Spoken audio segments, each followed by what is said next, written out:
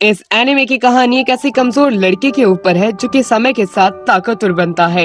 ये अपने हाथों के ही अंदर वेपन्स को क्रिएट भी करने की ताकत रखता है। मुझे पूरा यकीन है कि ये एनिमे आपको काफी ज्यादा पसंद आएगी, तो इसे लास्ट एंड तक जरूर देखना। मैगमल एक ऐसा कॉन्टिनेंट है जहाँ पे कि मरे हुए को भी जिंदा करने की जड़ी बूटी है। हर एक सेना आगे बढ़ती है उसे पाने के लिए, पर उसे कोई ढूंढ नहीं पाता है। इस कॉन्टिनेंट के ऊपर अलग अलग तरह के शैतान भी रहते हैं जो कि इंसानों को कुछ चंद सेकंड में खत्म कर सकती हैं।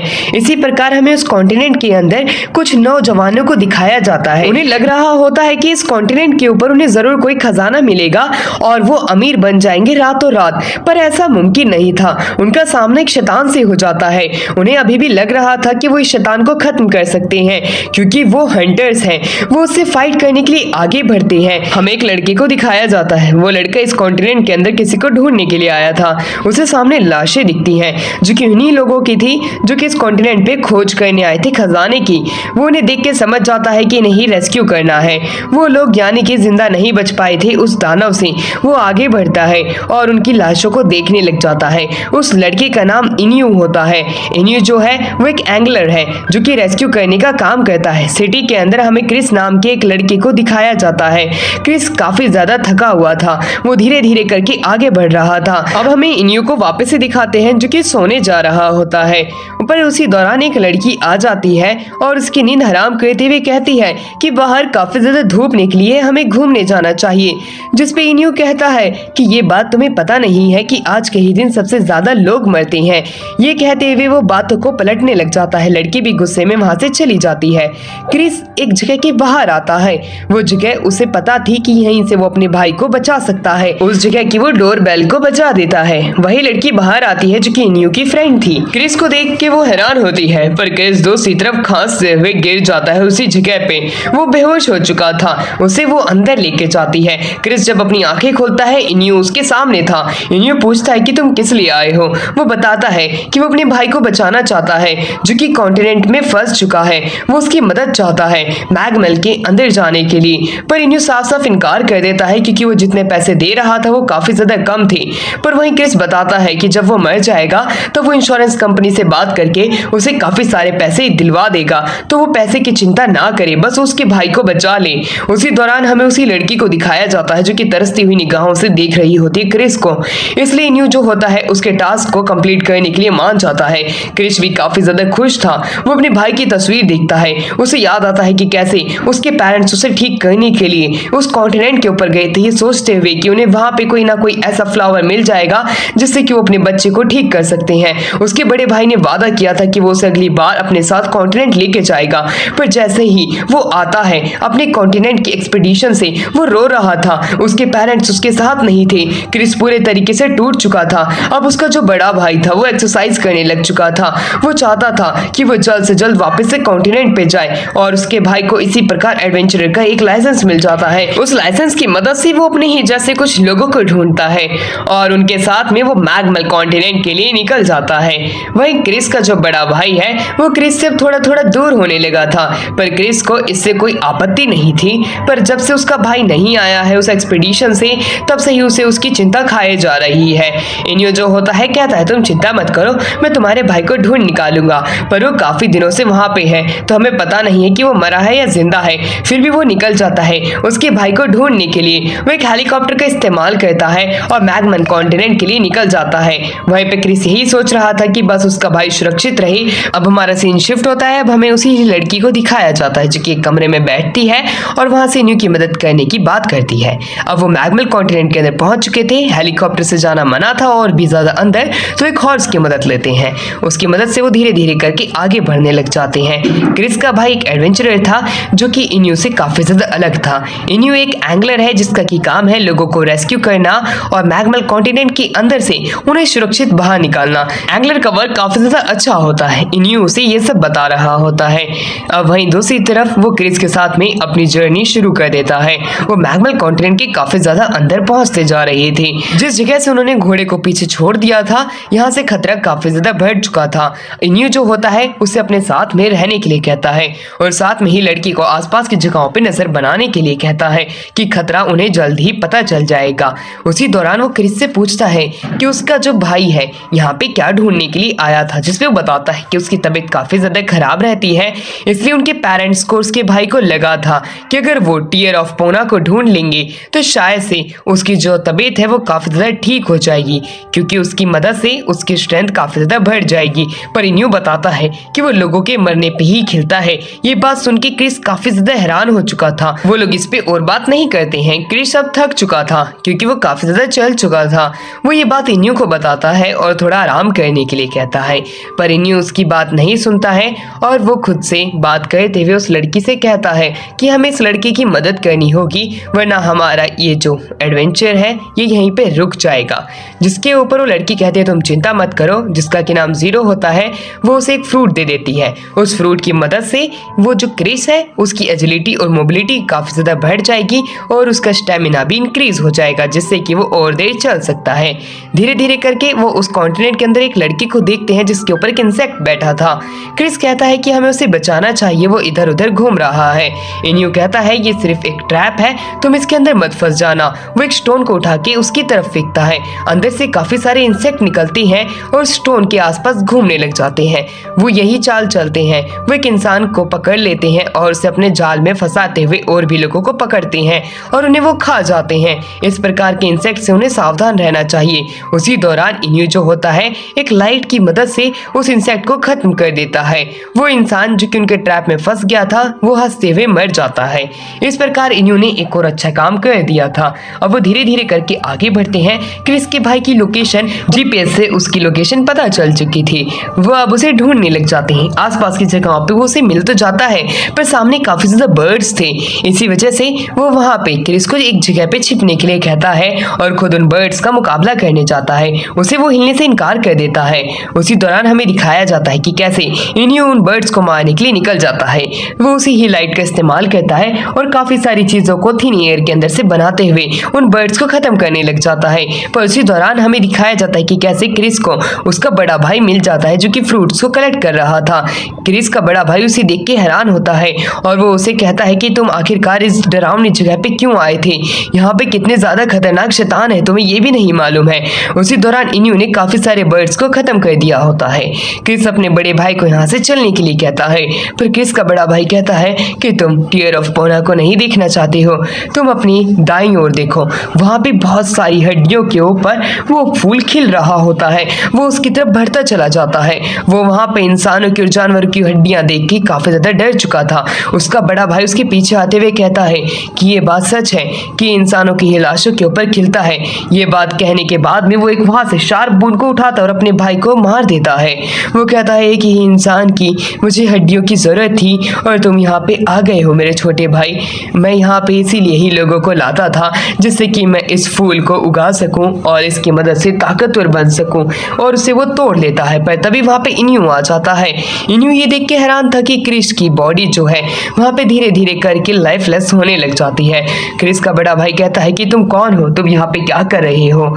इन्यू कहता है क्या तुमने अपने माँ बाप को भी ऐसे ही मारा था, जिसमें वो कहता है मुझे उससे कोई मतलब नहीं है, मेरे भाई की तो वैसे भी जान जाने वाली है और इस पौधे का इस्तेमाल करके क्यों ना मैं ही ताकतवर बन जाऊं। वैसे भी अब हम उसकी जान नहीं बचा सकते हैं इस पौधे की भी मदद से।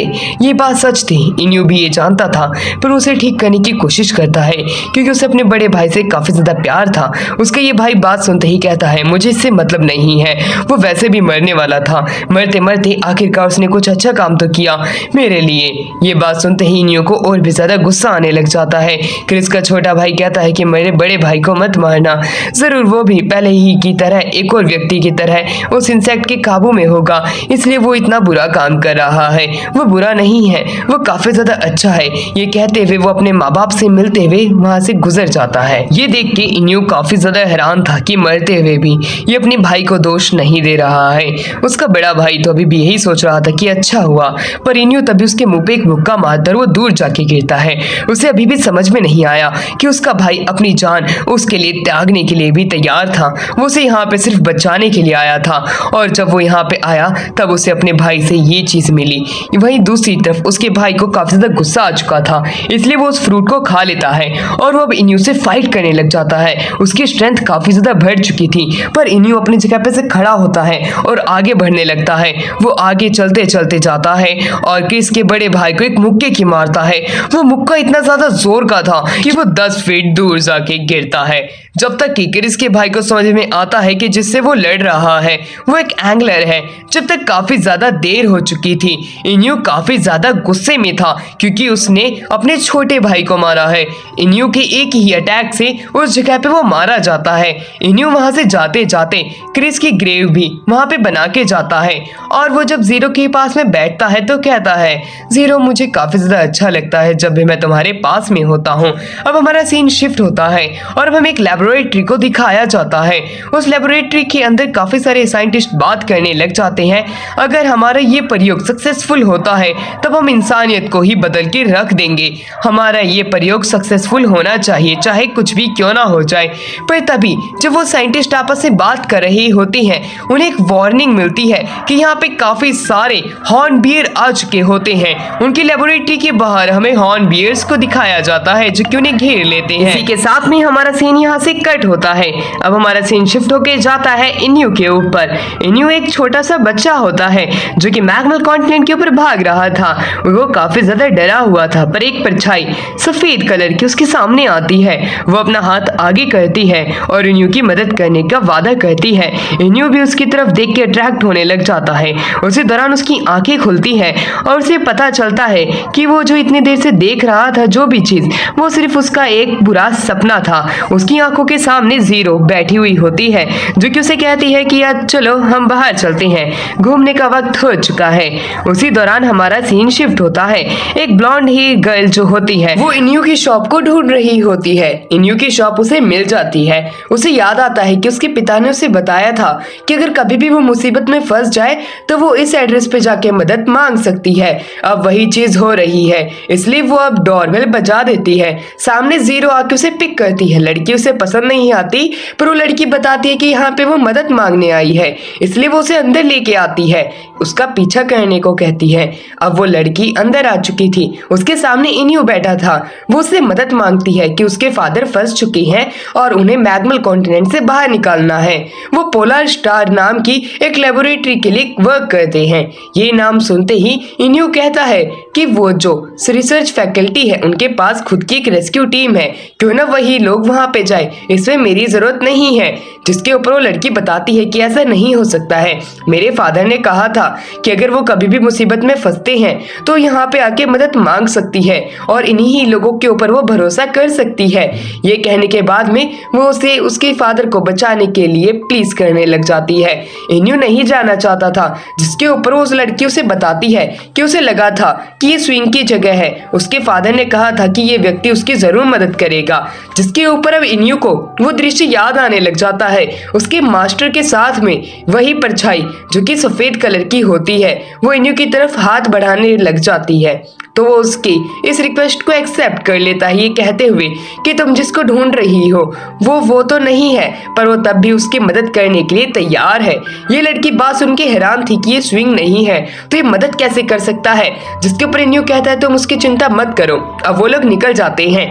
ब्लॉन्ड गर्ल जो होती है वो ओवन नाम के एक बंदे से इन्यू को मिलाती है और खुद का नाम एमलिया बताती है। ओवन को वो बताती है कि इन्यू उसका छोटा भाई है। ओवन उस पर ज्यादा ध्यान नहीं देता और उन्हें अपना पीछा करने के लिए कहता है।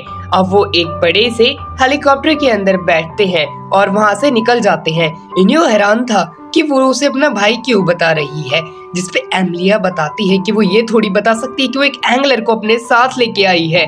इसलिए इन्यू भी उस पर ज्यादा ध्यान नहीं देता और उनके साथ निकल जाता है। जीरो पीछे से ही उनकी मदद करने का फैसला करती है और वो वहाँ पे अपने ड्रोन का इस्तेमाल करती है और उनसे पहले उस कॉन्टिनेंट पे जाके आगे की जगह को स्काउट करने लग जाती है। वो लोग निकल चुके थे लेबोरेटरी के लिए, जहाँ पे कि अभी भी हॉर्न बियर्स का आतंक फैला हुआ था। वो वहाँ के गार्ड्स को एक एक करके खत्म कर रहे थे। लेबोरेटरी के सभी लोग डरे हुए थे कि अब क्या होने वाला है, पर थोड़ी सी ही दूर पे उन्हें उनकी रेस्क्यू टीम दिख जाती है। रेस्क्यू टीम के अंदर हमें दिखाया जाता है कि सभी लोग बात कर रहे होते हैं कि हॉर्नबियर जो है ये लगभग 30 है और इन सब के अंदर काफी ज्यादा ताकत है। ये यहाँ पे बड़े ही गुस्से में आए हैं और वो लेबोरेटरी को तोड़ने के फिराक में बैठे हुए हैं। ओवन ये सारी बातें रेस्क्यू टीम को बता देता है। ओवन जब अपना पूरा प्लान एक्सप्लेन कर देता है रेस्क्यू टीम को, उसके ही बाद में इन्यू जो होता है वो बोलने लग जाता है कि मैग्मल कॉन्टिनेंट काफी ज्यादा बड़ा और खतरनाक है।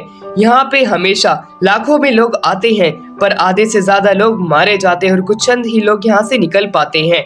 तो क्या अब हम भी यहाँ से निकल पाएंगे? जिसके ऊपर वहीं रेस्क्यू टीम के जो लोग होते हैं वो कहते हैं तुम्हारी नॉलेज काफी ज्यादा अच्छी है पर हम लोग पहले से ही एक्सपीरियंस प्लेयर हैं तो हम यहाँ से जरूर निकल जाएंगे। वहीं दूसरी तरफ हमें दिखाया जाता है लेबोरेटरी के लोग जो परेशान हो ही रहे थे उतने ही रेस्क्यू टीम जो होती है हॉर्नबियर्स को खत्म करने लग जाती है।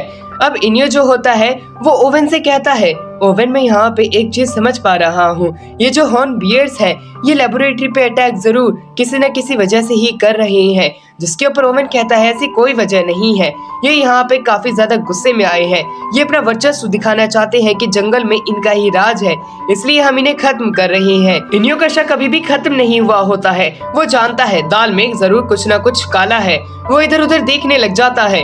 लेबोरेटरी के आसपास में काफी सारे हॉर्नबियर्स होते हैं पर वहीं जब जैसे ही गार्ड नीचे उतरते हैं और वो सारे हॉर्नबियर्स को एक एक करके खत्म कर देते हैं। पर दूसरी तरफ जीरो बताती है कि यहाँ पे एक बहुत बड़ी लिजार्ड मॉन्स्टर आ रही है। ये लिजार्ड मॉन्स्टर जरूर हॉर्नबियर्स के खून को सूंघते हुए ही आई है और वो इन लोगों को खत्म कर देगी। वो लिजार्ड जो होती है बड़े बड़े स्टोन्स का इस्तेमाल करती है और अपनी टेल्स की मदद से उन लोगों की तरफ फेंकने लग जाती है। इस वजह से वहाँ पे आई हुई जो रेस्क्यू टीम थी उनके लिए भी काफी ज्यादा मुसीबत हो चुकी थी। इस लिजार्ड को मारना, मिसाइल भी नीचे उनकी गलती से गिर चुकी थी, अब वो उस लिजार्ड को नहीं खत्म कर सकते थे। ओवन यहाँ से निकलने की सोचता है पर इन्यू जो होता है वो एमिलिया के साथ नीचे कूद जाता है। ओवन ये सिर्फ खड़ा खड़ा देख सकता था। वहीं दूसरी तरफ इन्यू जो होता है वो एमिलिया को कहता है जल्द से जल्द मिसाइल को ठीक करो, हम लोग इस मुसीबत से जरूर बाहर निकल जाएंगे। वहीं वो अब बड़े से ही लॉन्चर को वहाँ पे क्रिएट कर देता है अपनी पावर की मदद से और वो कहता है कि अब मैं यहाँ पे 2 निशाने लगाने वाला हूँ, एक तुम्हारे फादर की लेबोरेटरी, दूसरा वो लिजार्ड। मैं चाहता हूँ कि जल्द से जल्द जितने भी होस्टेजेस है वो उन लोगों को छोड़ दे, तभी मैं तुम लोगों को बचा सकता हूँ। ये बात सुनने के बाद में वो उसी ही मिसाइल के ऊपर खड़ा होता है। लेबोरेटरी के जितने भी साइंटिस्ट होते हैं वो ये सब देख के हैरान थे कि बाहर क्या चल रहा है। लिजार्ड सामने ही खड़ी थी। इन्यू माइक लेके कहता है कि जितने भी होस्टेजेस तुम्हारे पास है उन सभी को छोड़ दो तो मैं तुम्हें यहाँ से जाने दूंगा। वहीं दूसरी तरफ वो साइंटिस्ट जो था उस कैप को और कैट के उस निशान को देख के समझ जाता है कि ये स्विंग है और वो उसकी हर एक बात मानने के लिए अपने आप को राजी कर लेता है और कहता है कि बस तुम मुझे बचा लो, होस्टेजेस को हम छोड़ देंगे। वहीं दूसरी तरफ वो मिसाइल भी रेडी हो चुकी थी और वो लिजार्ड भी आगे बढ़ रही थी। इन्यू उससे बचता है और दूर खड़ा हो जाता है। वो एमिलिया को कहता है कि तुम निशाना लगा देना, पर दूसरी तरफ वो लिजार्ड जो होती है वो आगे झुकने लग जाती है जिससे कि उस मिसाइल का निशाना चूक जाता है। पर दूसरी तरफ इन्यू जो होता है अपनी पावर का इस्तेमाल करते हुए लिजार्ड को पीछे की तरफ धकेल देता है जिससे कि लिजार्ड की वो मिसाइल जाके लगती है और वो लिजार्ड पूरे तरीके से खत्म हो जाती है। उसके खत्म होने की वजह से, शैतान के खत्म होने से वहाँ पे खून की बारिश होने लग जाती है। लेबोरेटरी के अंदर से हॉर्नबियर के छोटे छोटे बच्चों को दिखाया जाता है जो कि बाहर निकलते हैं। वहीं इन्यू कहता है कि अब तुम्हें पता चल गया कि वो हॉर्नबियर्स जो थे अपने बच्चों को बचाने के लिए आए हुए थे यहाँ पे और तुम लोगों ने उन्हें खत्म कर दिया है। मैं यहाँ पे सिर्फ मदद करने आया था एमिलिया के फादर की और मेरा यहाँ से कुछ लेना देना नहीं है। ये कहने के बाद में वो उनसे अलविदा ले लेता है क्योंकि वो ऐसे लोगों के बीच में नहीं रह सकता है जो कि सिर्फ अपना फायदा ही देखते हैं। अब हमारा सीन कट होता है। न्यूज के अंदर ये बात आती है कि एक रेस्क्यू टीम काफी ज्यादा बुरी हालत में मिली है पर कैजुअलिटीज वहाँ पे कुछ भी नहीं है, कोई भी आदमी नहीं मारा गया है। एमिलिया जो होती है इन्यू को शुक्रिया अदा करती है और बताती है कि उसके फादर जो है अब मैग्मल कॉन्टिनेंट के ऊपर किसी भी तरह की रिसर्च के अंदर पार्टिसिपेट नहीं करेंगे। अब शाम के वक्त इन्यू जो होता है चलते चलते जीरो से कहता है कि अब वो जल्द ही बड़ा हो जाएगा। जीरो भी कहती है कि वो भी उसके साथ बड़ा होना चाहती है। सीन कट होता है और अब हमने दिखाया जाता है उन दोनों को जो कि टीवी स्क्रीन के सामने बैठ के पुडिंग खा रहे होते हैं। इन्यू को वो पुडिंग काफी ज्यादा अच्छी लगती है इसलिए उसे खाने के बारे में सोचने लग जाता है, पर जीरो उसका हाथ रोक देती है कहते हुए कि ये पुडिंग मेरी है, तुम इसको हाथ भी नहीं लगाना। वहीं हमें ऑक्शन में दिखाया जाता है वो जो बर्ड है वो मैग्मल कॉन्टिनेंट से लाई गई है जो कि पॉइजन हटाने का काम करती है और काफी ज्यादा रेयर है मैग्मल कॉन्टिनेंट के ऊपर भी, जो कि सेक्टर 45 से लाई गई है। अब ये जो बर्ड है ये काफी ज्यादा अच्छा काम करती है, तो इसकी बिडिंग भी काफी ज्यादा ऊपर तक जाती है। शुरुआत में इसके जो बिडिंग प्राइस होता है वो छोटा मोटा होता है, जो कि मिलियंस में था। ये प्राइस देख के तो वो हैरान होते हैं, बट जैसे ही जीरो का ध्यान पूरा उस स्क्रीन के ऊपर जाता है उतनी ही देर में हमारा इनियो जो होता है वो वहाँ पे एक पुडिंग चुरा लेता है। जीरो ये देख लेती है जब तक में उस बर्ड का जो प्राइस है वो बिलियंस तक पहुंच जाता है और एक आदमी उसे ले लेता है। बट जीरो कहती है पुडिंग तुम वापस रख दो। उतनी ही देर में उनके घर पे कोई आ जाता है, वही आदमी होता है जिसने की बर्ड को जीता होता है। वो इस बर्ड के साथ इनके पास में आया था।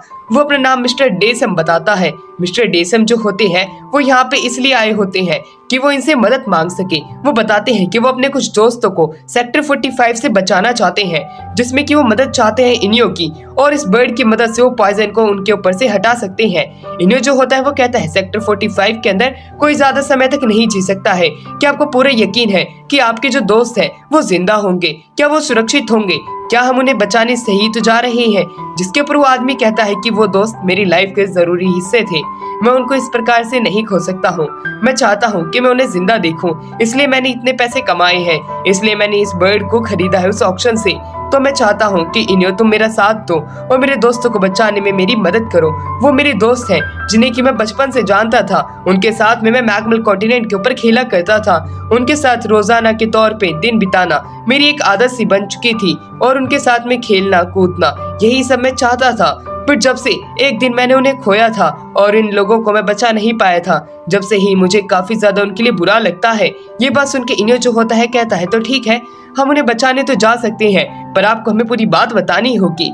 जिसके ऊपर वो बूढ़ा आदमी जो होता है यानी कि मिस्टर डेसम बताते हैं कि बहुत समय पहले, लगभग 30 साल पहले, इस कॉन्टिनेंट से मैग्मल कॉन्टिनेंट के ऊपर कुछ लोगों को बसाया गया था, जिससे कि ये देख सके कि वो वहाँ पे जी सकते हैं, पर ये नामुमकिन था, इसलिए वो वहाँ से निकल आए थे। पर वहाँ पे पीछे रह गए थे सिर्फ उसके 2 दोस्त, जिन्हें कि वो अपने साथ देखना चाहता था। पर अब काफी समय बीत चुका है, उसे पता नहीं है कि वो जिंदा होंगे या नहीं, पर वो उनकी बॉडी जरूर देखना चाहता है, चाहे वो किसी भी हालत में क्यों ना हो। इन्हें जो होता है उनकी ऐसी बात सुन के उसे काफी ज्यादा बुरा लगता है। वहीं दूसरी तरफ वो आदमी उसे कितना ही बड़ा अमाउंट देने के लिए मान जाता है, जितना भी वो चाहे, बस वो उसे अपने दोस्तों से मिलवाने की बात करता है। इनियो जो होता है उस बूढ़े आदमी की बातें उसे काफी ज्यादा अच्छी लगती है और उसका डिटर्मिनेशन देख के वो और भी ज्यादा हैरान होता है। इसलिए वो जीरो से बात करता है कि बूढ़े को अच्छी सी ड्रेस पहनाओ, मैं इसे लेके निकलने वाला हूँ। इस पे जीरो मान जाती है। कुछ समय बाद हमें मैग्मल कॉन्टिनेंट पे उन दोनों को दिखाया जाता है।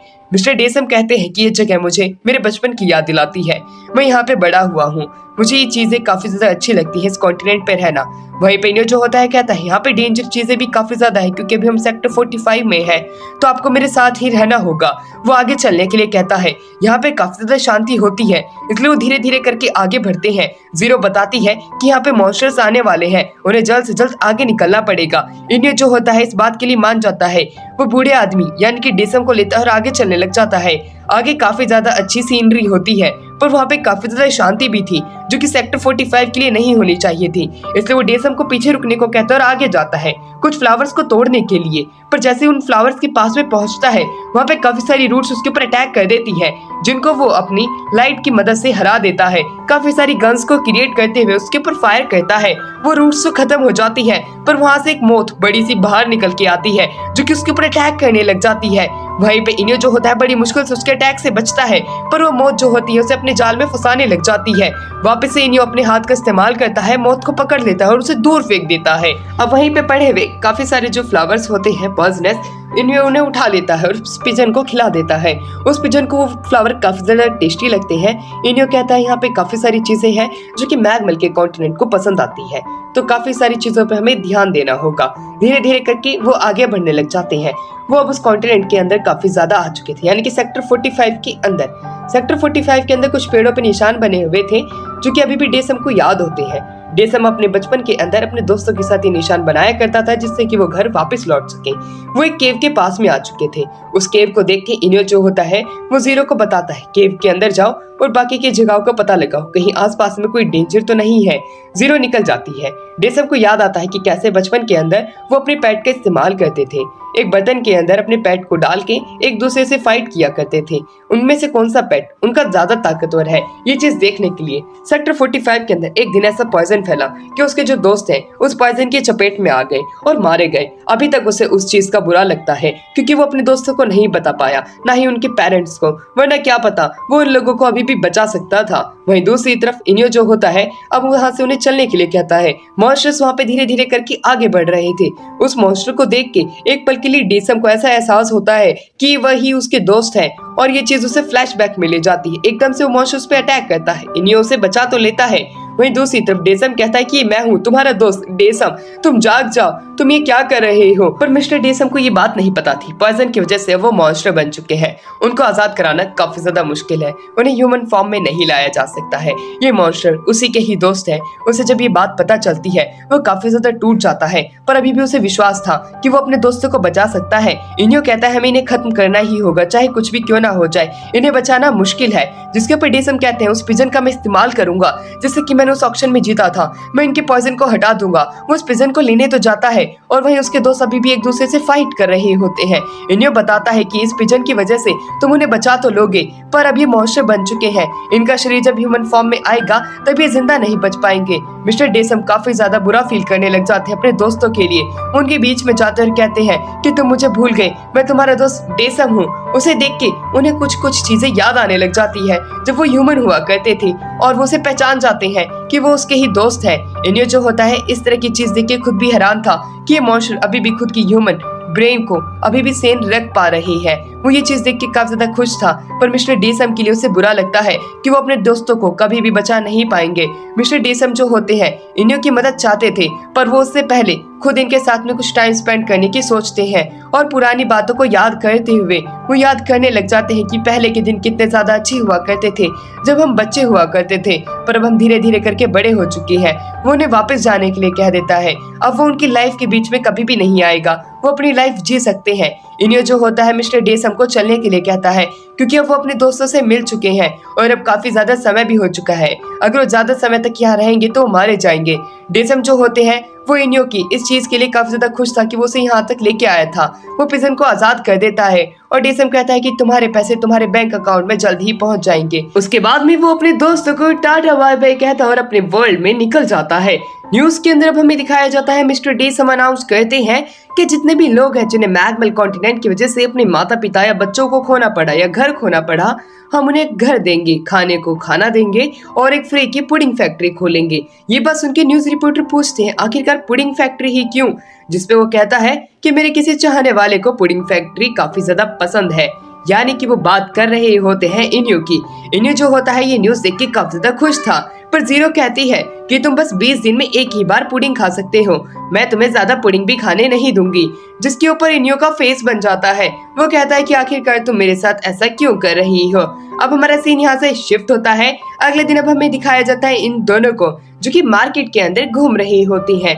घूमते घूमते वो पास की एक दुकान पे देखते हैं, वहाँ पे फ्रूट स्टिक होती है जो कि जीरो खाना चाहती थी, पर हमारे जो इनियो था वो सिर्फ उसे 30 रुपए देता है और कहता है कि तुम इसमें ही वो चीज खा सकती हो। जीरो जो होती है उस शॉप के पास में जाती है और एक स्टिक का प्राइस पूछती है जिसका कि जो प्राइस था वो 40 था, पैसे उसके पास 30 ही थे, वो उसे 30 देती है। दुकानदार कहता है कि मैं बेटा अपना घाटा नहीं करा सकता हूँ, इसलिए तुम्हें ये चीज नहीं मिलेगी।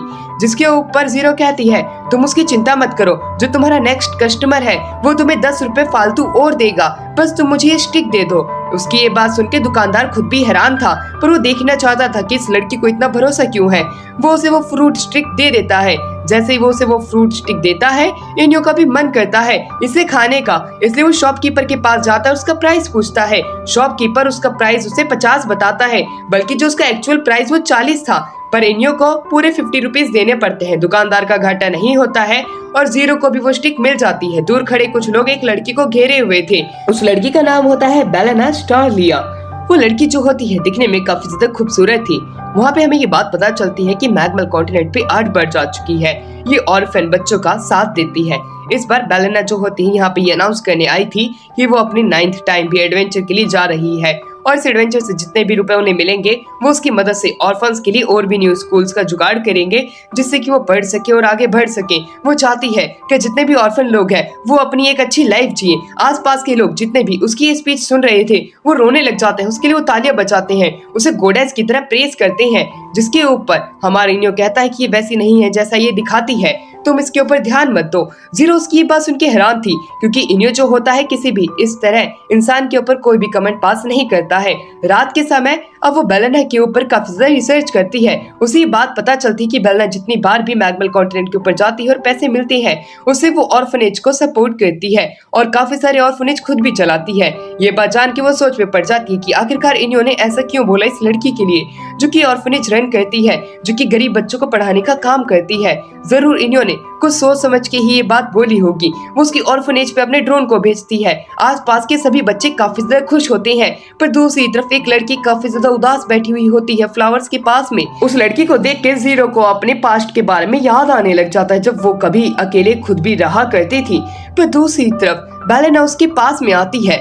बेलेना उसके पास में जाकर के उससे प्यार भरी बातें करने लग जाती है कि वो उदास क्यों बैठी है, वो उसके लिए और भी नए भाई ढूंढेगी और वो ऑर्फनेज को अच्छे से चलाएगी, वो चिंता ना करे। जिसमें वो लड़की खुश होती है कि अगर बेलेना यहाँ पे है तो वो हमेशा ही यहाँ पे रह सकती है। ये चीज देखने के बाद में जीरो एक बात पे श्योर हो जाती है, बेलेना जो है वो एक अच्छी लड़की है। शायद से इनियो ने इसके बारे में गलत सोचा होगा। जीरो थोड़ी फिक्रमंद हो जाती है कि हाँ ठीक है, बेलेना का जो बैकग्राउंड है वो क्लियर है, वो इतनी गड़बड़ी नहीं करती है। पर एक दो दिन बाद एक न्यूज के अंदर आर्टिकल छपता है। इनियो को ये बात पता चलती है कि बेलेना जो है, जो कि अपनी टीम के साथ गई थी, वो वहाँ पे फंस चुकी है और उसकी आधी से ज्यादा टीम खत्म हो चुकी है। मैग्मल कॉन्टिनेंट से उसे बाहर निकालना होगा। कुछ समय पहले की बात है, जब इनियो छोटा बच्चा था, उसे बेलेना शुरुआत में दिखी थी। उसके मास्टर जो होते हैं वो बेलेना को नोटिस करते हैं। बेलेना ज्यादा घबरा नहीं रही होती है मास्टर उसके सामने होने के बावजूद भी, इसलिए मास्टर जो होते हैं नीचे उतरते हैं और उसकी मदद करने के बारे में सोचते हैं। इनियो ये देख के हैरान था कि मास्टर उसकी मदद करना चाहते हैं। मास्टर जो होते हैं एक बड़ी सी बुक को क्रिएट करते हैं और उसमें मास्टर को फंसा देते हैं, जिससे कि वो एक पेज के समान हो जाता है और मास्टर वहाँ पे मारा जाता है। बेलेना जो होती है मास्टर को ज्वाइन करना चाहती थी, पर मास्टर साफ साफ इनकार कर देते हैं और वो इनियो को वहाँ से चलने के लिए कहते हैं, क्योंकि वो यहाँ पे बेलेना को अपने साथ में ले जा नहीं सकते हैं, वरना उनके लिए मुसीबत और भी ज्यादा बढ़ जाएगी। बेलेना जो होती है उन्हें शुक्रिया अदा करती है, ये कहते हुए कि उसकी जान बचाने के लिए उसका शुक्रिया, और वो वहाँ से जल्द ही निकल जाएगी। बेलेना आसपास में ही घूमने लग जाती है। कुछ समय के लिए तो इनियो ने पहली बार लड़की को देखा था, इसलिए उसे हैरानी होती है इसे देख के। रात के समय इनियो जो होता है वापस से बेलेना के पास में जाने के बारे में सोचने लग जाता है। वो अपने मास्टर को पीछे छोड़ देता है, जंगल की तरफ भागने लग जाता है। उसे याद आता है कि बेलेना अभी भी शायद से उसी जगह पे होगी जहाँ पे कि उसे छोड़ा गया था। वो उस जगह के पास में पहुंच जाता है। उसे पता था बेलेना अभी भी उसी ही क्लिफ के पास है, मैं उसे ढूंढ सकता हूँ। वो दृश्य देख के हैरान था। अब हमारा सीन प्रेजेंट टाइम में आता है। उसे जब पता चलता है कि बेलेना वहीं पे फंस चुकी है तो वो उसके बारे में ज्यादा नहीं सोचता है, पर आसपास में उसके जितने भी डिवोट होते हैं वो वहाँ पे आ जाते हैं। वो उससे कहने लग जाते हैं इनियो से कि तुम्हें उसे जाके बचाना होगा, वरना उसके ऑर्फनेज के जितने भी बच्चे हैं वो वापस से अनाथ हो जाएंगे।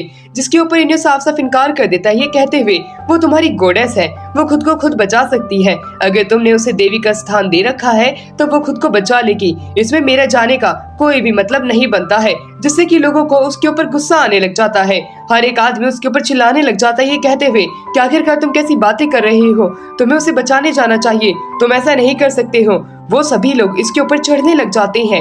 इनियो को तो इससे कुछ फर्क भी नहीं पड़ रहा था। वो साफ साफ इनकार कर देता है उसे बचाने के लिए, कहते हुए कि मैं उसे बचाने नहीं वाला हूँ, वो बुरी इंसान है, ये बात मैं जानता हूँ। जिसके ऊपर वो लोग कहते हैं ऐसा नहीं हो सकता है, वो काफी ज्यादा अच्छी है, वो अनाथ बच्चों को पालती है, उनको पढ़ाती है, तुम ऐसा नहीं कह सकते हो। इनियो कहता है अगर वो तुम्हें इतनी ही ज्यादा अच्छी लगती थी तो क्यों ना तुम ही लोग जाके उसे बचा लो। जिसके ऊपर वो कहते हैं कि हम वहाँ पे नहीं जा सकते हैं क्योंकि हमें उसके वेयरअबाउट्स नहीं पता है। अब जीरो भी बेलेना को बचाने के बारे में इनियो से बात करने लग जाती है। अब जब जीरो उससे कहती है कि बेलेना को बचाना चाहिए तो वो मान जाता है, पर उससे पहले इन सभी लोगों को बाहर जाना होगा। जीरो उन सभी लोगों को अपनी इस जगह से बाहर की तरफ भेज देती है, कहते हुए कि हम बेलेना को बचा लेंगे। वो अपने ड्रोन का इस्तेमाल करती है और इनियो जो होता है हेलीकॉप्टर में बैठ के मैग्मल के लिए निकल जाता है। वहीं दूसरी तरफ हमें दिखाया जाता है उसी ही जंगल के अंदर एक जगह पे काफी सारे लोग काफी ज्यादा घायल पड़े हुए थे। बेलेना एक मॉन्स्टर से बच रही होती है। उसे देखने के बाद में जीरो जो होती है इनियो को बता देती है कि वो कहाँ पे है। कुछ और भी मॉन्स्टर्स जो होते हैं वो बेलेना की तरफ बढ़ने लग जाते हैं, इसलिए वो उन्हें मारने के लिए अपनी ब्लैक लाइट का इस्तेमाल करता है और काफी सारी चीजें क्रिएट करते हुए उन्हें खत्म कर देता है। इस प्रकार से उसने आधे से ज्यादा मॉन्स्टर को मार दिया होता है। पर एक मॉन्स्टर जब वो बेलेना से बाकी शुरुआत में मिला था उस समय उसके मास्टर ने भी इसी मॉन्स्टर को मारा था। वो वहाँ पे आ चुका होता है। उसे मारने के लिए उसे काफी ज्यादा ताकत लगेगी, पर वो भी अपने मास्टर जितना ताकतवर नहीं है। वो अपने मास्टर से बहुत पहले पूछा था कि मास्टर आप हर किसी को क्यों बचाते रहते हैं। उसके मास्टर बताते हैं कि मैं किसी अच्छे और बुरे इंसान के बीच में डिफरेंशिएट नहीं कर सकता हूँ, इसलिए जिसको भी मेरी मदद चाहिए होती है मैं सबको बचाता हूँ। जिसके ऊपर इनियो कहता है कि हमें ऐसा नहीं करना चाहिए, जिसके ऊपर उसके मास्टर कहते हैं जिसकी भी तुम मदद कर सको तुम उसकी मदद करना। ये बात तुम्हें जब पता चलेगी जब तुम काफी ज्यादा बड़े हो जाओगे, जब तुम समझ पाओगे कि आखिरकार मैं ऐसा क्यों करता हूँ। उसकी बात सुन के वो हैरान था, पर मॉन्स्टर जो था वो काफी सारी लाइटनिंग बीम छोड़ने लग जाता है अपने मुंह से, और वो अटैक काफी ज्यादा खतरनाक थे और वहां से आग भी लगना शुरू हो जाती है उसकी बीम की वजह से।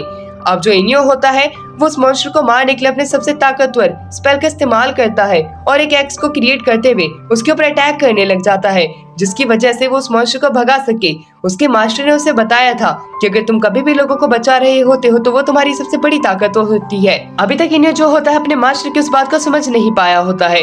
वो मॉन्स्टर ताकतवर तो था पर वो उस पर एक हैवी अटैक करता है जिससे कि वो वहाँ से भाग जाता है।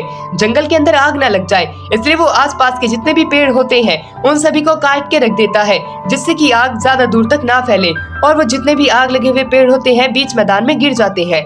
उसने बेलेना को बचा तो लिया होता है, पर जब वो बेलेना के पास में जाते हैं बेलेना को देख के वो हैरान हो जाती हैं। वो उस मॉन्स्टर की कॉर्प्स के पास में खड़ी होके उसकी ऑर्गन्स को बाहर निकालने लग जाती है। जीरो को देख करके वो कहता है तुम चिंता मत करो, ये लड़की ऐसी ही है। बेलेना कहती है कि मैं इस मॉन्स्टर के ऑर्गन को बेच के ऑर्फनेज के और भी ज्यादा बच्चों को और भी हायर एजुकेशन दे सकती हूँ। मैं और भी ज्यादा ऑर्फन लोगों को अपने ऑर्फनेज में ला सकती हूँ। उसे ऐसा करता हुआ देख के हमारा इनियो जो होता है कहता है बेलेना हमेशा ऐसे यहाँ से चलना चाहिए, यहाँ पे काफी ज्यादा मुसीबत खड़ी होने वाली है, हमें यहाँ से समय पे निकलना चाहिए। बेलेना कहती है तुम चिंता मत करो, मैं ये काम बस जल्द से ही खत्म कर लूंगी। इनियो कहता है कि हमारे आसपास मॉन्स्टर्स आ चुके, तुम क्या कर रही हो। बेलेना जो होती है वो कहती है तुम चिंता मत करो, मैं यहाँ से इन सभी के ही ऑर्गन्स लेके जाना चाहती। उसकी ऐसी बात सुन के इनियो खुद भी हैरान था कि ये लड़की आखिरकार क्या करना चाहती है, ये तो पूरी पागल हो चुकी। वो भागने लग जाती है। वहीं जीरो बताती कि मॉन्स्टर काफी ज्यादा है और ताकतवर भी है। इनियो तुम्हें सही समय पे निकलना होगा, वो लड़की तो पागल है, वो ऐसे ही मारी जाएगी, पर तुम खुद की जान बचाओ। वहीं दूसरी तरफ अब वो लड़की जो होती है वो मॉन्स्टर्स के बीच में फंस चुकी थी। इनियो जो होता है वहाँ से बाहर निकल जाता है। वो मॉन्स्टर्स अपने साथी को खाने लग जाते हैं।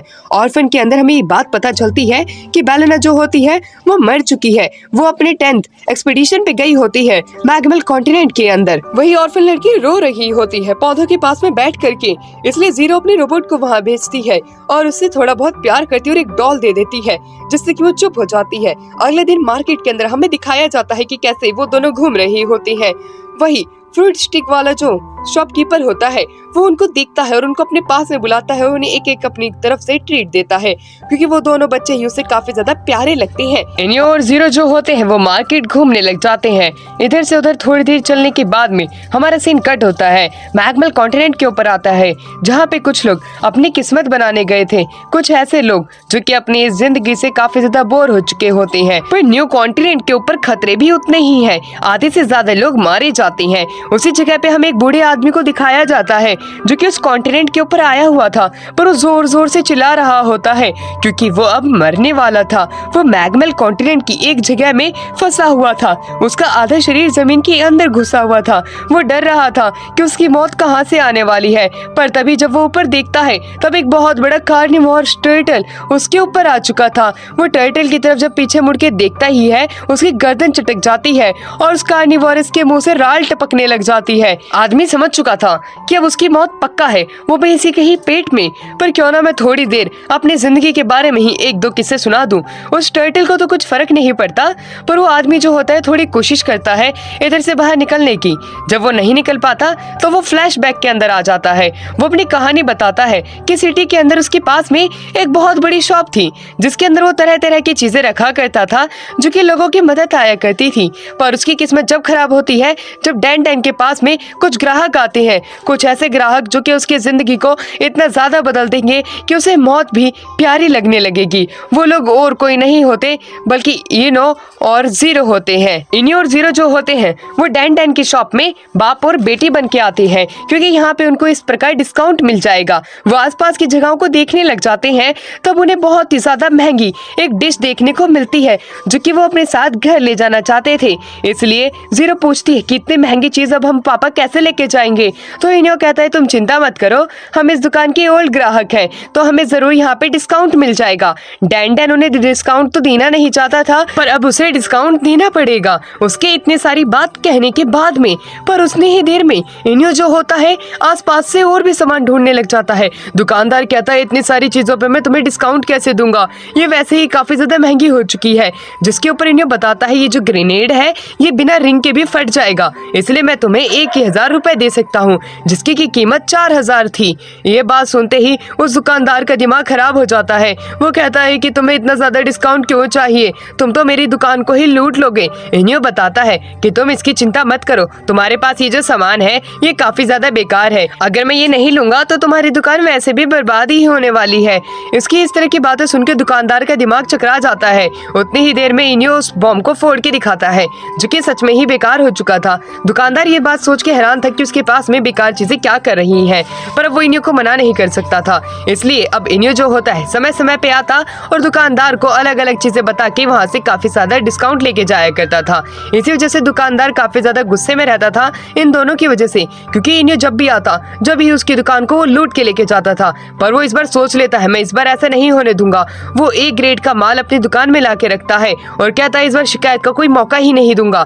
इसलिए अब इनियो को दिखाया जाता है वो अच्छा अच्छा सामान चुन लेता है और दुकानदार को लग रहा होता है अभी वो डिस्काउंट मांगेगा, पर इस बार मैं साफ साफ इनकार कर दूंगा। बट इनियो जो होता है अपना सारा सामान बास्केट में लाके सामने रख देता है और इसकी पेमेंट पूछता है, जिसपे वो बताता है कि इसका टोटल अमाउंट होता है 50,000 रुपए।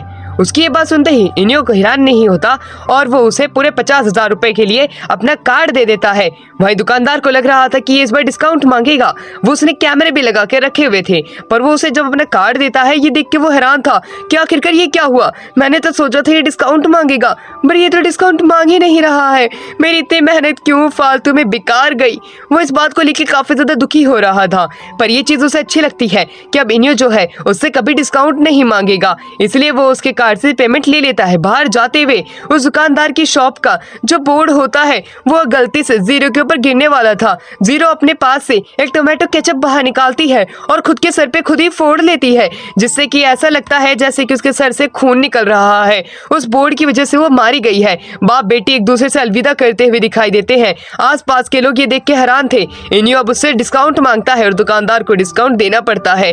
दुकानदार सोच लेता है अब मैं यहाँ पे नहीं रुकने वाला हूँ, क्योंकि जाते जाते जीरो जो होती है स्माइल करते हुए जाती है। वो मरी नहीं थी, ये सिर्फ एक नाटक था थोड़ा सा डिस्काउंट लेने के लिए। दुकानदार उदास हो जाता है। वो कहता है कि अब मैं मैग्मल कॉन्टिनेंट के ऊपर जाके रहूंगा, चाहे कुछ भी क्यों ना हो जाए। यहाँ पे मरने से अच्छा है कि मैं उस नए कॉन्टिनेंट के ऊपर मरना पसंद करूंगा। इसलिए वो अपनी दुकान को रातों ही रात में बेच देता है और काफी सारे रुपए जो है वो इकट्ठे कर लेता है अपनी न्यू कॉन्टिनेंट में जाने के लिए। डैन डैन जो होता है वो एक रिक्शा खरीद लेता है जिससे कि वो न्यू कॉन्टिनेंट में जाने वाला होता है। वो कहता है ये जर्नी मेरे लिए काफी ज्यादा अच्छी होगी, मैं यहाँ से न्यू कॉन्टिनेंट में न्यू लाइफ शुरू करूंगा। पर उसे ये बात नहीं पता थी वो जिस कॉन्टिनेंट में जा रहा है जाने से ही पहले उसकी राइड रुक जाएगी, क्योंकि वहाँ पे इनियो और जीरो आ चुके होते हैं। वो कहते हैं डैन डैन तुम कहाँ जा रहे हो। डैन डैन बताता है वो न्यू कॉन्टिनेंट जा रहा है, इसलिए वो दोनों भी उसके साथ जाना चाहते हैं। उसकी ये बात सुनकर डैन डैन कहता है चलो ठीक है मैं तुम्हें ले चलूंगा। वो अपनी गाड़ी को शुरू कर देता है। वो धीरे धीरे करके आगे जाने लग जाता है और बातों ही बातों में उन्हें बताता है कि मेरा नुकसान काफी ज्यादा हो चुका था, इसलिए मैं यहाँ से जा रहा हूँ। इनियो कहता है कि कोई बात नहीं तुम जा सकते हो, हम भी बस तुम्हारे साथ चलने वाले हैं। वहीं पे हमें रेड लाइट को दिखाया जाता है, वो अपनी गाड़ी को रोक लेता है। उसे अपने बचपन की याद आती है कि बचपन में वो कैसे जब छोटा बच्चा था वो गाड़ी को फुल तेज स्पीड में चलाया करता था। इसलिए इनियो कहता है तुम इस गाड़ी को भी तेज स्पीड में चला सकते हो, जब ये रेड लाइट ग्रीन लाइट में कन्वर्ट हो जाएगी। वो चलाता है, पर दूसरी तरफ इनियो जो होता है वो ब्रेक्स को काट देता है। उतनी ही देर में वो उतर भी जाते हैं। अब रेड लाइट ग्रीन लाइट में कन्वर्ट हो जाती है। वहीं दूसरी तरफ डैन डैन जो था गाड़ी को फुल तेज स्पीड में आगे की तरफ लेके जाता है। चलते चलते उसे पता नहीं था कि इनियो और जीरो उतर चुके हैं। वो उन्हें पीछे ना देख के हैरान तो होता है, पर जब वो आगे चलने लग जाता है तब एक और ट्रैफिक लाइट पर रेड लाइट हो जाती है, पर उसके ब्रेक्स काम नहीं कर रहे थे। वो डर जाता है, उसकी गाड़ी काफी तेज स्पीड में थी। सामने एक ट्रक आने लग जाता है। वो बड़ी मुश्किल से अपने रिक्शा को बचाता है, पर उसकी वजह से उस ट्रक वाले को गुस्सा आ जाता है। वो कहता है तुम क्या कर रहे हो। वहीं पे डैन डैन कहता है उन लोगों ने वापस से मुझे बेवकूफ बना दिया, वो मुझे उस न्यू कॉन्टिनेंट पे क्यों नहीं जाने दे रहे। और वो एक खाई में गिर जाता है, पर पानी के अंदर इनियो जो होता है वो डैन डैन को बचा लेता है और कहता है कि तुम इतनी जल्दी क्यों मरने गए थे, तुम्हें न्यू कॉन्टिनेंट पे नहीं जाना है क्या। पर डैन डैन अब सोचने लग जाता है मैं अगर रोड से नहीं जा सकता हूँ तो मैं पानी से जाके रहूंगा, पर न्यू कॉन्टिनेंट जाऊंगा। वो सारे पैसे से एक छोटी सी बोट खरीद लेता है। उस बोट से जैसे ही वो जाने वाला था वहाँ पे देखता है कि इनियो और जीरो भी आ चुके थे। उन दोनों को अपने पीछे देख के वो और भी ज्यादा घबरा जाता है कि अब ये दोनों क्या करने वाले हैं। इनियो बताता है कि जितने भी ग्रेनेड हैं और गन्स हैं इन सभी के फॉर्मूलाज में देख लेता हूँ और इनको मैं अपनी मैजिक पावर की मदद से क्रिएट कर सकता हूँ, पर जब से तुमने अपनी दुकान बंद की है मैं अब न्यू चीजें नहीं बना पा रहा हूँ। वो उसे डेमो दिखाता है एक ग्रेनेड को बना करके। उसी ही जगह पे वो ग्रेनेड को दिखाते हुए कहता है अगर तुम्हारे पास तुम्हारी दुकान होती तो मैं वहाँ पे रोज आता और सामान खरीदता, पर तुमने क्या किया, दुकान बंद कर दी। तुम्हें क्या लगता है तुम इतनी आसानी से जा पाओगे न्यू कॉन्टिनेंट में। और वो वहाँ पे आइसक्रीम खाने लग जाते हैं और उस ग्रेनेड को बताते हैं कि इसका इस्तेमाल कैसे करते हैं, तुम्हारे ये बहुत काम आएगा। वो रिंग को खींच लेते हैं और ग्रेनेड उसकी तरफ फेंक देते हैं। अब वहीं पे दूसरी तरफ डैन डैन जो होता है उस बम को फेंकता है, पर उसका निशाना गलत था। जहाज के अंदर ही वो ग्रेनेड फट जाता है। बड़ी मुश्किल से डैन डैन जो होता है उस जहाज पे से कूद के खुद की जान बचा पाता है, पर इस बार उसके सारे पैसे खाक में मिल चुके थे। उस बोट के साथ वो पानी में डूब चुके थे। वहीं डैन डैन की नजर आसमान में जाती है। अब वो सोचता है कि अगर मैं रोड से नहीं जा सकता, पानी से नहीं जा सकता, तो मैं उड़ के जाऊंगा। वो अगले दिन एक ग्लाइडर लेता है। ग्लाइडर की मदद से वो उड़ के अपने न्यू कॉन्टिनेंट की तरफ जाने वाला था। एक बड़े से पहाड़ के ऊपर से वो बड़ी ही तेजी से भागता है। उस ग्लाइडर की मदद से वो हवा के अंदर उड़ तो जाता है, पर उसे ये नहीं पता था कि आखिरकार वो मैग्मल जो कि न्यू कॉन्टिनेंट है वो किस तरफ है। उसकी याददाश्त थोड़ी कमजोर थी। अब वो हवा के अंदर काफी ऊपर आ चुका था और इधर से उधर अपना ग्लाइडर भी नहीं मोड़ पा रहा होता है। उसे डर लगने लग जाता है कि अब आखिरकार वो क्या करेगा। वो सीधा उड़ता जा रहा होता है, पर वहीं पे इनियो आ जाता है। इनियो को देख के वो वापस से डर जाता है कि आखिरकार ये लड़का मेरा पीछा क्यों नहीं छोड़ रहा है। इनियो एक फैन की मदद से उसकी दिशा मोड़ देता है। वो आसमान के अंदर काफी उड़ चुका था, पर एक ट्रक से टकराते टकराते वो बच जाता है। अब वो सामने जाके देखता है कि हवा की वजह से उसका रुख बदल चुका था और उसका जो ग्लाइडर था वो एक सुअर की गाड़ी में आके रुकता है। और उसी बात पता चलती है उसके ड्राइवर से कि ये लोग मैग्मल कॉन्टिनेंट के अंदर जा रहे हैं। अब डैन डैन काफी ज्यादा रोता है क्योंकि वो न्यू कॉन्टिनेंट में जा रहा है तो वो सुअर के साथ क्यों जा रहा है। उसे काफी ज्यादा रोना आता है अपनी किस्मत के ऊपर, पर वो कुछ नहीं कर सकता था। अब वो यहाँ पे फंस चुका है। अब वहीं पे वो टर्टल जो होता है उसे खाने वाला था, पर इतनी ही देर में वो रुक जाता है। इनियो सही समय पे आके उसे बचा लेता है। डैन डैन काफी ज्यादा खुश था और वो उसे अपना दोस्त बताता है क्योंकि उसने उसकी जान बचाई है। इनियो भी काफी ज्यादा खुश होता है। डैन डैन कहता है कि मैं जाके वापस से दुकान खोलूंगा और तुम वहाँ पे आ सकते हो। इनियो उसकी दुकान से काफी सारा सामान भी खरीदता है। इसी प्रकार इनियो की लाइफ सही चल रही थी। टीवी पे कैट का शो आ रहा था। वहीं पे उसे याद आने लग जाती है अपनी मास्टर के बारे में जिसके की व्हाइट हेयर होते हैं। वहीं पे जीरो जो होती है कैट को काफी ज्यादा प्यारी बताती है और खुद भी एक कैट अडॉप्ट करने के बारे में सोचती है। वो इसके ऊपर इनियो से उसकी राय जानती है, जिसके ऊपर इनियो कहता है मुझे कैट पसंद नहीं है, जिसपे जीरो कहती है कि आखिरकार किसी इंसान को कैट क्यों नहीं पसंद है, कैट तो कितनी ज्यादा प्यारी होती है। वहीं पे वो बताती है क्योंकि जो उसकी जो कैप है उसके ऊपर भी एक कैट बनी हुई है, आखिरकार उसे कैट क्यों नहीं पसंद है।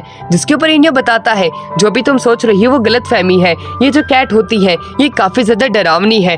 कोई भी जानवर जो कि यहाँ पे है वो कोई इतना प्यारा नहीं है, हर एक जानवर काफी ज्यादा डरावना है। उसकी ये बात सुनकर जीरो काफी ज्यादा हैरान होती है और पूछती है उसकी कैप पे फिर ये कैट का फेस क्या कर रहा है, जिसपे वो उसे बताता है कि ये कैट का फेस नहीं है, ये मैग्मल कॉन्टिनेंट के ऊपर रहने वाले एक मॉन्स्टर का फेस है। उसकी ये बात सुन के जीरो काफी ज्यादा हैरान होती है कि आखिरकार इनियो ये सब क्या बोल रहा है। वो पूरी बात जानना चाहती थी, जो भी इसके पीछे का लोर है वो ये सारी चीजें जानना चाहती है और इनियो उसे छुपाना भी नहीं चाहता था, क्योंकि उस जीरो जो है उसकी बड़ी खास दोस्त है। अगर वो उससे कोई बात छिपाएगा और जीरो को बाद में पता लगेगा तो वो बुरा मान जाएगी। वो उसे बताता है कि ये कहानी बहुत समय पहले की है, जब वो अपने मास्टर के साथ में रहा करता था। ये बात सुन के जीरो हैरान थी। वहीं वो कहानी को कंटिन्यू रखता है। उसके मास्टर जो है वो अकेले रहा करते थे, पर उनकी भी एक फैमिली थी, पर मास्टर की फैमिली उनकी किसी गलती की वजह से मारी गई थी। अभी इनो जो होता है, इनो वो अपने मास्टर से पूछता है कि मास्टर क्या आप उतने ज्यादा शक्तिशाली नहीं थे कि अपनी फैमिली को बचा सको, जिसके ऊपर उसके मास्टर बताते हैं कि बात ऐसी नहीं है, वो ताकतवर तो था पर उसकी एक गलती की वजह से उसकी फैमिली पूरी मारी गई थी। बट अब वो चाहता नहीं है कि वो अपने स्टूडेंट को भी इस प्रकार से खो दे, इसलिए वो उसकी काफी ज्यादा केयर करता है। इन्हें ये सारी बात सुन के काफी ज्यादा हैरान होता है।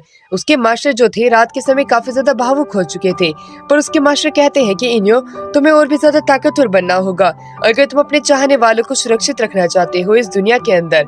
इन्यो कहता है कि मास्टर अभी तो आप इस दुनिया के अंदर ताकतवर होगे, जिसके ऊपर उसके मास्टर बताते हैं कि हाँ मैं इस दुनिया का सबसे ताकतवर इंसान हूँ। अगले दिन इन्यो जब एक मॉन्स्टर से फाइट कर रहा होता है, उस दौरान वो चाकू लाना भूल जाता है। इसी वजह से उसके मास्टर को बीच में आना पड़ता है और जैसे ही वो बीच में आते हैं वो उस मॉन्स्टर को अपने एक ही अटैक में खत्म कर देते हैं।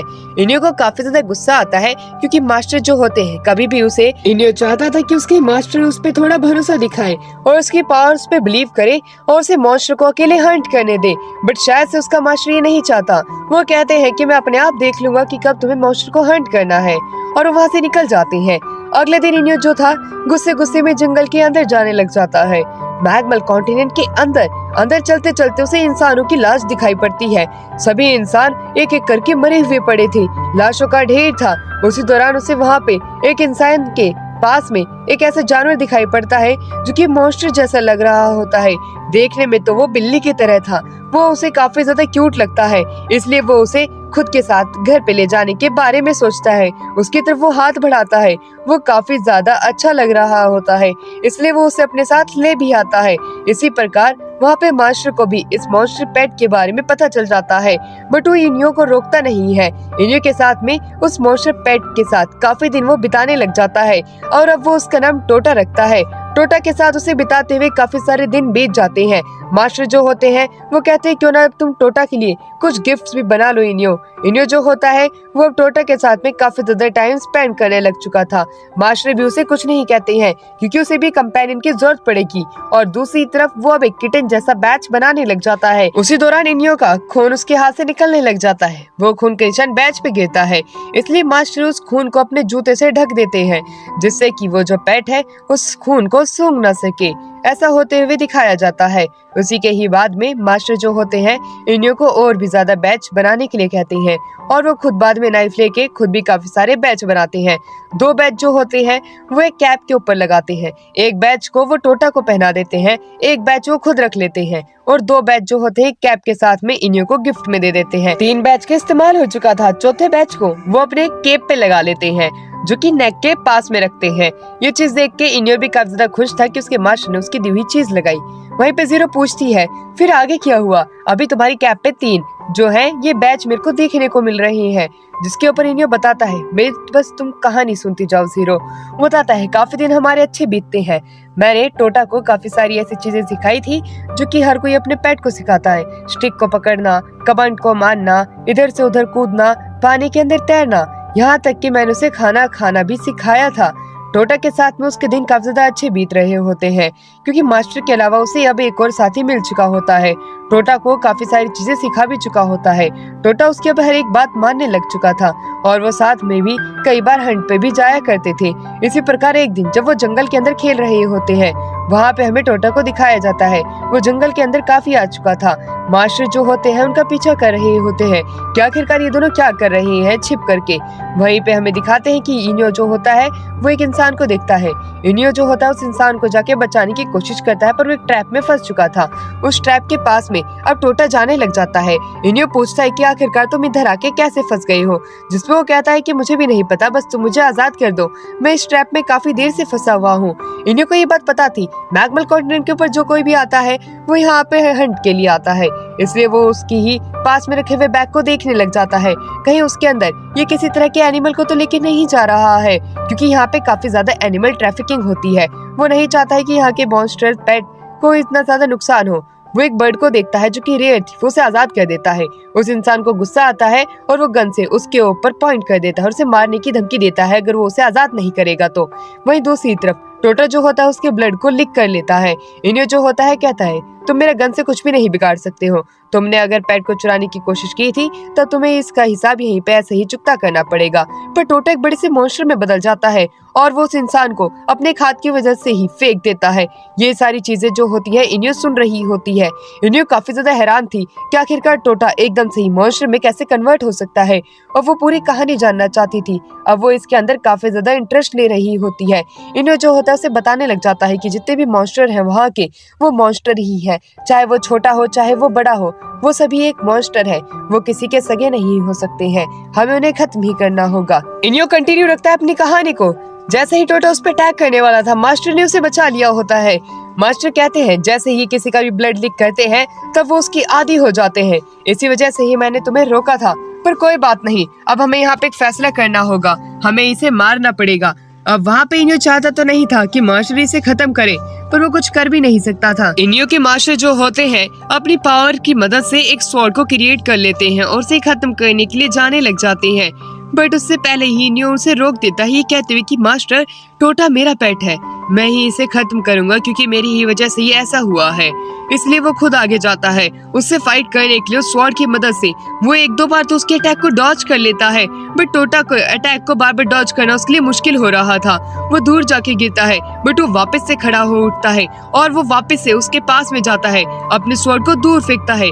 जैसे ही वो ऊपर से नीचे आती है वो उसके ऊपर अटैक करने के लिए जाता है, पर टोटा वापस उसे दूर फेंक देता है। टोटा अब उसके नजदीक आने लग जाता है। इनियो को याद आता है कि कैसे जब टोटा छोटा था कितना ज्यादा क्यूट था, बट अब वो कुछ नहीं कर सकता है। वो वापस से स्वॉर्ड को क्रिएट करता है अपने हाथ के अंदर, उसके अटैक से थोड़ा दूर हटता है और कहता है टोटा मैं इधर हूँ, और वो जैसे उसके पास आता है वो उसके गले को काट के रख देता है अपनी स्वॉर्ड की वजह से। इस प्रकार उसने टोटा को बड़े ही आसानी से हरा दिया होता है, जो कि उसका एक साथी था, अब वो मर चुका होता है। मास्टर के साथ में मिलके अब इनियो जो होता है उसके लिए ग्रेवयार्ड बनाता है और उसे अलविदा कर देता है। उसकी लाइफ का एक अच्छा साथी उसके ही हाथों मारा गया। मास्टर जो होते हैं उसके लॉकेट को बाहर निकाल के उसके कैप के ऊपर लगा देते हैं। इनियो जैसे ही अपनी स्टोरी कंप्लीट कर लेता है, जीरो को इनियो के लिए काफी ज्यादा बुरा लगता है क्योंकि इसने अपनी लाइफ के अंदर पता नहीं क्या क्या देखा है, बट इनियो कहता है कोई बात नहीं, वो टाइम गया, अब जीरो तुम मेरे साथ हो, तुम मेरे साथ हो, मुझे अब अच्छा लगता है। उसकी इस तरह की बात सुन के अब जीरो को भी काफी ज्यादा खुशी मिलती है कि इनियो जो है उसे भी अपनी फैमिली की तरह ट्रीट करता है, और अब वो कैट लाने के बारे में सोचेगी भी नहीं कुछ दिनों तक के लिए। उसी दौरान उनके घर के वापस से कोई डोरबेल बजा देता है। अब वो उसे पिक करने जाती है। एक लड़की अपने पेट को बचाने के लिए रिक्वेस्ट करने आई थी और वो रोने लग जाती है। उसका पेट एक डॉग होता है। वो कहती है ये तो मेरा डॉग है। शुरुआत में उन्हें वो बिल्ली लग रही थी जिस प्रकार से उसकी पेंटिंग है, बट अगर वो डॉग है तो वो उसे जरूर बचा लेंगे। ये बात सुनकर लड़की काफी ज्यादा खुश हो जाती है। जीरो भी वादा करती है कि हम तुम्हारे डॉग पेट को बाहर वापस ढूंढ निकालेंगे, तुम चिंता मत करो। ये बात सुनकर लड़की और भी ज्यादा खुश होती है। यहाँ से अब हमारा सीन शिफ्ट होता है और अब हमें खुले आसमान को दिखाया जाता है। खुले आसमान के अंदर एक हेलीकॉप्टर जो है उड़ रहा होता है, जिसके अंदर ओवन होता है और एमिलिया होती है। वो दोनों ऑक्टागन एरिया के अंदर आए हुए होते हैं, क्योंकि इन्हें यहाँ पे काफी सारी न्यूज ये मिली हुई होती है कि यहाँ पे जितने भी एयरक्राफ्ट जाते हैं वो सारे के सारे डिस्ट्रॉय हो जाते हैं। वो इस गद्दी को सुलझाने के लिए आए हुए होते हैं, इस सीक्रेट को रिवील करने की यहाँ पे आखिरकार चल क्या रहा है। ओवेन तो यहाँ नहीं जाना चाहता था, बट एमिलिया जाना चाहती थी, इसलिए उसे भी जाना पड़ता है। वो यहाँ पे अपनी रिसर्च आगे बढ़ाएंगे इस कॉन्टिनेंट के ऊपर। कुछ समय तक जब वो उस एरिया के अंदर टहल रहे होते हैं, अभी तक उनके ग्राफ के ऊपर तो कुछ भी ऐसी मुसीबत वाले साइन नहीं आए होते हैं जिसके बारे में उन्होंने सोचा था। उनके पास में उनकी एक पूरी टीम भी होती है जो कि उन्हें रेस्क्यू करने के लिए तैयार रहती है। काफी सारे फ्रॉग्स जो है पानी के अंदर से बाहर निकलते हैं और बड़ी बड़ी ईंटों को उनकी तरफ फेंकने लग जाती हैं। ये ईंटें अभी नंबर्स में कम होती है, हैं। ये बात जैसे ही उनके एयरक्राफ्ट को पता चलती है तब वो उन्हें तोड़ने लग जाते हैं, जिससे कि वो अपने एयरक्राफ्ट को बड़े ही आसानी से बचा लेते हैं। बट जैसे जैसे वो फ्रॉग्स और भी ज्यादा आते जाते हैं, वो स्टोन्स के नंबर भी बढ़ते जाते हैं। एकदम से ही एक लंबा सा हाथ उनके एयरक्राफ्ट को अपनी तरफ खींचने लग जाता है। ये दृश्य तो देख के एमिली और बाकी के लोग सभी लोग हैरान होते हैं कि आखिरकार यहाँ क्या चल रहा है। एक छोटा सा लड़का जो कि इसी ही कॉन्टिनेंट का रहने वाला है, उसने उसे पकड़ लिया होता है। उनका एयरक्राफ्ट जो है जमीन पे जाके टकरा जाता है। सारे फ्रॉग्स जो होते हैं वापस से नॉर्मल हो जाते हैं और पानी में जाने लगते हैं। उस लड़के की डरावनी हंसी हमें दिखाई जाती है। दूसरी तरफ एमिलिया के फादर जो होते हैं वो इनियो के पास जा रहे होते हैं। अब इनियो जो था वो तो जीरो के साथ में मार्शमैलो खा रहा होता है। मार्शमैलो इन दोनों को इतना ज्यादा पसंद आता है कि वो रोजाना के तौर पे इसे खाने के बारे में सोचते हैं। पर दूसरी तरफ अब वहाँ पे एमिलिया के फादर बीच में ही आ जाते हैं। इन दोनों का अच्छा चल रहा लंच वो काफी ज्यादा बेकार कर देते हैं। वो जैसे ही यहाँ पे आते हैं वो बात करते हैं कि मुझे तुम्हारी मदद चाहिए। इनियो के पास जाते हैं। इनियो, मेरी बेटी वापस से एक जगह फंस चुकी है, तुम्हें उसे बाहर निकालना होगा। मैं तुम्हें पैसे देने के लिए तैयार हूँ। इनियो साफ साफ इनकार कर देता है कि आखिरकार मैं वापस से क्यों जाऊँ, जिसपे वो बताता है ये जगह बहुत ही ज्यादा खतरनाक है। कोई भी एयरक्राफ्ट वहाँ पे जाता है वो नष्ट हो जाता है, इसलिए हमें तुम्हारी मदद की जरूरत है। इनियो तो अभी भी जाने से साफ साफ इनकार कर रहा होता है। बट इस बार हमारे जो एमिली के फादर होते वो कहते हैं तुम काफी ज्यादा स्विंग की तरह लग रहे हो। उसकी ये बात सुनते ही वो उसकी रिक्वेस्ट पे एग्री कर जाता है। बट इस बार पिछले अमाउंट से 3 गुना ज्यादा अमाउंट वो चार्ज करने की बात करता है। एमिलिया के फादर जो होते हैं उन्हें अपनी बेटी से सबसे ज्यादा प्यार है, इसलिए वो पैसे देने के लिए हाँ कर देते हैं, क्योंकि उसकी बेटी नहीं तो उसके पैसे किस काम के होंगे। वो उसे मार्शमैलो खाने के लिए देते हैं। अगले दिन वो लोग निकल जाते हैं अपने उस ही आइलैंड के लिए। वहीं एमिलिया को हमें दिखाया जाता है जो कि ओवन के साथ थी। ओवन उसे बाहर जाने से मना कर देता है, बट एमिलिया बताती है अगर वो हमें मारना चाहते तो हमें कब के मार देते, हमें यहाँ पे जिंदा रखने की ऐसी कोई जरूरत नहीं थी। वो बाहर जाके एक्सप्लोर करना चाहती थी इस जगह को, इसलिए वो उसके मना करने के बावजूद भी वहाँ से बाहर की तरफ निकलती है। ओवन कहता है अगर तुम मारी जाती हो तो इसमें मेरा कोई लेना देना नहीं है। एमिलिया आगे जाके भागती है। काफी सारे प्लेन वहाँ पे क्रैश हुए दिखाई देते हैं। वो अब जंगल के अंदर काफी आ जाती है। अब उनके उस हेलीकॉप्टर को नीचे गिराने वाला बच्चा भी आ जाता है। वो जल्द से जल्द वहाँ से गायब हो जाता है। लड़की उसे देख के हैरान होती है। दूसरी तरफ एमिलिया के फादर के साथ में अभी इनियो जो होता है वो अभी अपनी जगह से निकल जाता है, बट जाते जाते वो कुछ मार्शमैलो भी लेके जाता है क्योंकि वो उन्हें काफी ज्यादा टेस्टी लगते हैं। ओवन जो होता है पूछता है कि बात क्या हुई, जिसपे वो बताती है कि यहाँ पे जो उसने हमें नीचे गिराया था वो वेपन्स के आगे काफी ज्यादा हॉस्टिल है। दूसरी तरफ एमिलिया के जो फादर होते हैं वो उसे बताते हैं कि उनको नीचे गिराने वाला शायद से वहीं का ही एक नेटिव है। नेटिव की बात सुनते ही हमारा इनियो जो होता है वो और भी ज्यादा हैरान हो जाता है कि मैग्मल कॉन्टिनेंट के ऊपर वहाँ पे नेटिव्स भी हैं। वहाँ पे और भी रेस्क्यू टीम्स जा रही होती है, पर उनके ऊपर वो फ्रॉग अटैक करने लग जाते हैं। वहाँ पे जितने भी हेलीकॉप्टर्स रेस्क्यू टीम बन के आए हुए होते हैं वो एक एक करके नष्ट हो जाते हैं। उनमें से बचे हुए सिर्फ कुछ ही थे, जिसके अंदर से लोग नीचे आ चुके होते हैं इन लोगों से फाइट करने के लिए। वहीं दूसरी तरफ बाकी के जितने भी एयरक्राफ्ट होते हैं वो सारे के सारे तबाह हो जाते हैं। तबाह होते हुए ये देख के एमिलिया और ओवन भी घबरा जाते हैं कि ये सभी लोग तो मारे गए जो कोई भी हमें यहाँ पे बचाने के लिए आए थे। एमिलिया के फादर को और इनियो को दोनों को भी यकीन हो जाता है कि इसमें नेटिव का ही काम है। अब वहीं जीरो भी ये सब होते हुए देख रही होती है और वो उन्हें जल्द से जल्द हेलीकॉप्टर में से नीचे उतरने को कहती है, वरना वो वापस से उसी ही नेटिव के हाथों खुद भी मारे जाएंगे। वो नेटिव जो होता है वो दूर से ही देख रहा होता है कि आखिरकार इधर क्या चल रहा है। उसकी हंसी भी काफी ज्यादा डरावनी होती है। अब वहीं उसी हेलीकॉप्टर के पास से सारे के सारे फ्रॉग दूर हट जाते हैं। ओवन इस बार एमिलिया को मना करता है बाहर जाने से, वरना उसकी जान खतरे में पड़ जाएगी। बट उसे बाहर जाना होगा जिससे कि वो उन लोगों को बता सके कि यहाँ पे गन यूज नहीं करनी है, वरना वो नेटिव जो है इन्हें खत्म कर देगा। वहीं दूसरी तरफ एमिलिया के जो फादर होते हैं वो इनियो को जल्द से जल्द आगे जाने को कहते हैं, जिससे कि वो उसकी बेटी एमिलिया को बता सके कि यहाँ से हमें जल्द से जल्द निकलना होगा, वरना हम सभी मारे जाएंगे। क्योंकि यहाँ का जो नेटिव है वो ताकतवर है। अभी तक इन लोगों को ये पता नहीं था कि वो जो नेटिव है वो वाकई में अच्छा है, वो बुरा नहीं है। वहीं दूसरी तरफ हमें दिखाया जाता है वहाँ पे रेस्क्यू टीम जो आई हुई होती है वो गन का इस्तेमाल करती है और वहाँ से बाहर की तरफ आ जाती है। उन्हें वो रोक नहीं पाती। जैसे ही वो नेटिव उनके सामने आता है उन्हें पता था किसी की वजह से वो नीचे गिरे थे और हेलीकॉप्टर बर्बाद हुए थे। वो उसके ऊपर फायर करते हैं पर वो उन सबसे बच जाता है और अपने लंबे हाथों का इस्तेमाल करते हुए उन सभी के गन को उनसे दूर फेंक देता है, पर एक रॉकेट तभी उसके आगे लग जाता है। पर उस रॉकेट के असर से भी उसको कुछ नहीं होता। उसका बाल भी बांका नहीं होता। वो अपनी जगह पे अभी भी ऐसे सीधा का सीधा खड़ा होता है और उनके रॉकेट भी उनके हाथ से छीन लेता है। एमिलिया बड़ी मुश्किल से इन सभी लोगों को बचाती है, बट दूसरी तरफ वो नेटिव जो होता है एक और हेलीकॉप्टर को देख लेता है कि वो उसी की तरफ बढ़ रहा है। जीरो कहती है अब तुम्हारी वाट लगने वाली है। इनियो कहता है ये इंसान तो काफी ज्यादा ताकतवर है। वहीं दूसरी तरफ एमिलिया का फादर कहता है कि अब हम क्या करने वाले हैं, वो तो हमारे सामने ही है। वो वापस से अपने लंबे हाथों का इस्तेमाल करता है और उनके हेलीकॉप्टर के ऊपर अटैक कर देता है, जिससे कि उनका हेलीकॉप्टर में एक ब्लास्ट हो जाता है। बड़ी ही मुश्किल से इनियो और एमिलिया के फादर वो बच पाते हैं और वो जीरो की सहायता से ग्राउंड की तरफ आने लग जाते हैं। ये वाला पार्ट यहीं एंड होता है।